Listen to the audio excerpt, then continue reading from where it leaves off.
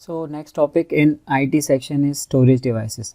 सही है, storage devices पे कभी अलग अलग सवाल आ सकता है, लेकिन आपको आइडिया होना चाहिए। सबसे पहले डेफिनेशन आ जाती है, स्टोरेज डिवाइस होती क्या है। Storage device is a device is any hardware device capable of holding information either temporarily और परमानेंट। अच्छा, एक ऐसी डिवाइस है, एक हार्डवेयर डिवाइस है, ये बात तो पक्की समझ आ रही है कि हमें हार्डवेयर डिवाइस है, ठीक है, that has the capability to store data. ठीक है, वो होल्ड कर सकती है, स्टोर कर सकती है डेटा को, इन्फॉर्मेशन को, या तो टेम्परेरी नेचर की होगी या परमानेंट नेचर की होगी। ठीक है, प्राइमरी स्टोरेज डिवाइसेस होती हैं और कुछ सेकेंडरी स्टोरेज डिवाइस होती हैं। आप यहाँ हेडिंग डालेंगे टाइप्स ऑफ स्टोरेज डिवाइसेस। ठीक है, टाइप्स ऑफ स्टोरेज डिवाइसेस की हेडिंग डाल के आप लिखेंगे आगे, इसके आगे प्राइमरी स्टोरेज डिवाइसेस होती हैं और सेकेंडरी स्टोरेज डिवाइसेस होती हैं। अच्छा, प्राइमरी कौन सी होती है, इसमें फिर इस तरीके से चार्ट बना के लिखें। ऐसे डिस्क्रिप्टिव लिख देंगे तो भी ठीक है, लेकिन मज़ा नहीं आएगा, मतलब अगले को देख के पता नहीं चल जाएगा कि यार हाँ इसने तो इतना ईजी वे में एक्सप्लेन की हुई है चीज़ें। अच्छा, सबसे पहले प्राइमरी स्टोरेज डिवाइस क्या होती है, उसकी साइज़ क्या होता है, उसका स्मॉलर साइज़ होता है। ठीक है, सेकेंडरी स्टोरेज डिवाइस का साइज़ लार्ज होता है। ठीक है, प्राइमरी स्टोरेज डिवाइस का जो डेटा रिटेंशन की कैपेबिलिटी होती है ना, कैपेसिटी जो होती है वो टेम्परेरी होती है प्राइमरी की, सही, एक्सेप्ट रॉम। और सेकेंडरी स्टोरेज डिवाइसेस की जो नेचर होती है या डेटा रिटेंशन वो परमानेंट होती है। ठीक है, प्राइमरी स्टोरेज डिवाइसेस की जो लोकेशन होती है वो इंटरनल होती है और सेकेंडरी स्टोरेज डिवाइसेस की जो लोकेशन होती है वो एक्सटर्नल होती है। ठीक है, इंटरनल भी हो सकती है, दोनों है। ठीक है, बहुत कल है।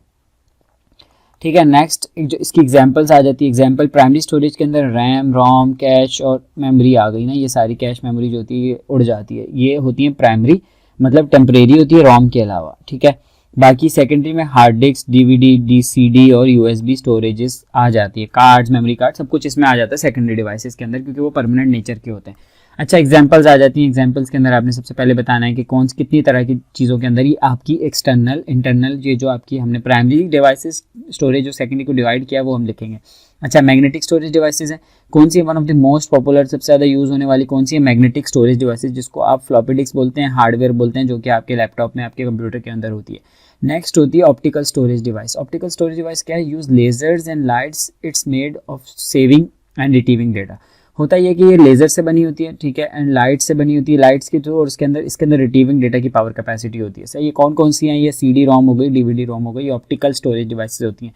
फिर आती है flash memory device. Flash memory devices कौन सी है, इलेक्ट्रॉनिकली रीप्रोग्राम्ड एंड इरेज्ड, हट भी सकती हैं, रख भी सकते हैं, आपके जैसे मेमोरी कार्ड होते हैं, यूएसबी फ्लैश कार्ड होते हैं, आपके खत्म भी हो जाते हैं और वापस भी रख देते हैं, उसको आप फ्लैश मेमोरी डिवाइस बोलते हैं। ठीक है, next is online and cloud. Cloud में स्टोरेज जो करते हैं आप, डजंट कंसिस्टेंट हार्डवेयर नहीं होता है। ठीक है, ईमेल, क्लाउड, गूगल होम, ये सारी चीज़। अच्छा, अब ये डिफरेंस इंपॉर्टेंट है, ये ज़ाहिर आता भी है, तो इसमें काफ़ी सारे आपको पॉइंट्स आने चाहिए।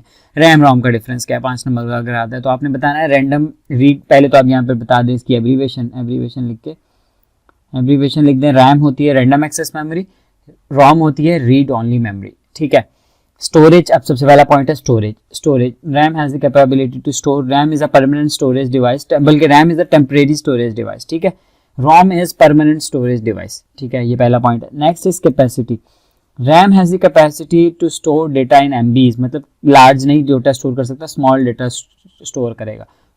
रोम has the capability to store data in GBs, बड़ा लार्ज डेटा स्टोर कर सकता है रैम। ठीक है, रोम।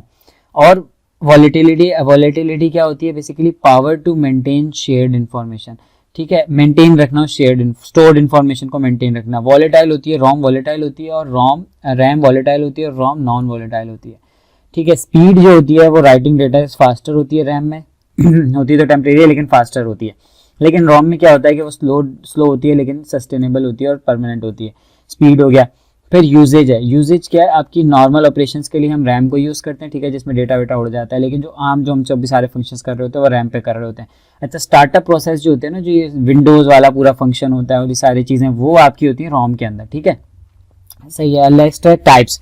स्टैटिक एंड डायनेमिक होती है रैम जो स्टैटिक भी हो सकती है, डायनेमिक भी हो सकती है टाइप्स के अंदर। और रोम की होती है P ROM, E P ROM और ई ई पी आर रोम। ठीक है, ये हो गई आपकी डिवाइसेज रोम की। अच्छा, नेक्स्ट पॉइंट है can directly access any memory card को एक्सेस कर सकता है आपका रैम, लेकिन कंटेनिंग हार्डवायर इंस्टॉलेशन, अगर ये इंस्ट्रूमेंट्स होंगे हार्डवायर इंस्ट्रूमेंट्स तो ही इसको एक्सेस कर सकता है आपका रोम। ठीक है, तो ये थे 6-7 एक डिफरेंस जो आपने लिखने हैं लाजमी है, जाहिर सी बात है 5 नंबर के अंदर इनफ है, अगर 5 पॉइंट से आप ज़्यादा लिख देते हैं तो बहुत अच्छा है। अच्छा, अब ये इंपॉर्टेंट आपको डायग्राम आनी चाहिए कंप्यूटर के अंदर। ओवरऑल यार कुछ भी नहीं है, सिंपल होती है, लेकिन आपको हर चीज़ को मैंने बताया ना एलेबोरेट इस तरीके से करना होता है। एक तो गंद ना मचा हो, राइटिंग थोड़ी बहुत इंसानों वाली हो, और साथ में कुछ ना कुछ डायग्रामेटिक रिप्रेजेंटेशन हो, कुछ ग्राफिकल रिप्रेजेंटेशन हो, कुछ चस्के मशके नजर आने चाहिए, ठीक है। तो नेक्स्ट है ब्लॉक डायग्राम ऑफ कंप्यूटर, आपको पता होनी चाहिए। आप सिंपल यार सबको आती है, छोटी क्लासेस से आती है कि सीपीयू बना दें बीच में, उसके अंदर दो चीज़ें होती हैं, कंट्रोल यूनिट और अर्थमेटिक यूनिट, ALU बोलते हैं आपको, ठीक है। और ये दोनों मेमोरी से एक्सचेंज हो रहे होते हैं, मेमोरी यूनिट होता है इसके अंदर। अच्छा, डेटा आप इनपुट डिवाइसेस के डेटा देते हैं, वो यहाँ जाता है, प्रोसेस होता है, प्रोसेस होने के बाद आउटपुट डिवाइसेस को आउटपुट दे देती है, ठीक है। इस तरीके से होता है सिंपल। अच्छा, क्लासिफिकेशन ऑफ कंप्यूटर तो हम पहले पढ़ चुके हैं। अच्छा, क्लासिफिकेशन हम अगले में पढ़ लेंगे। सबसे पहले तो हमें आज समझ आ गया कि स्टोरेज डिवाइसेस कौन कौन सी होती हैं, टाइप्स देख ली, बल्कि उसकी टाइप्स देख ली, फिर उसके एग्जांपल्स देख लिए, एंड फिर रैम रोम का डिफरेंस देख लिया, ठीक है। Thank you so much for listening.